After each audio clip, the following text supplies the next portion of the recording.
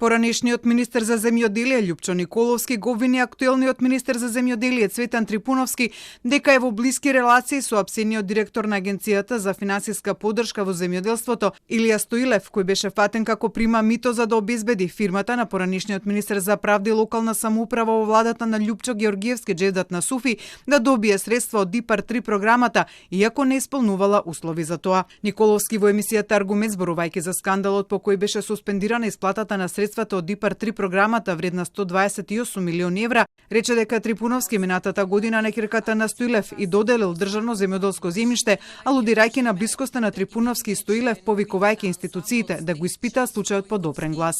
Прв договор кој што го има склучено министерот Трипуновски за земја, за доделување на земјоделско земјиште во јули, на почетокот на јули минатата година, кога стапува на функцијата министер, знаете со кога? Со керката на актуелниот директор на платежната агенција, кој што денеска е во притвор. Тоа е Ана Стоилева. Тоа е првиот договор кој што е потпишан помеѓу Цветан како министер за доделување на земјоделско земјиште со кого? Со директорот на платежната агенција. Тоа говори за уште поблиските односи кои што ги има со оваа Свети-Николска врска. Телма телевизија побара коментар од Трипуновски за обвинувањето дека доделил земјоделско земјиште на керката на Стоилев, при што тој во пишан одговор наведува дека за тоа кој ќе добие земјоделско земјиште одлучува комисија, а не министерот.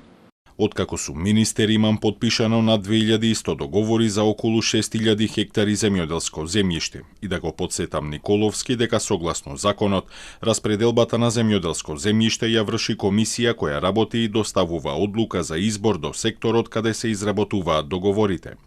Договорите се доставуваат на подпис без да знам кој е од другата страна подписник, ако во негово време било пракса пред да склучува договори за распределба на земјоделско земјиште да се среќава со апликантите, јас тоа не го правам.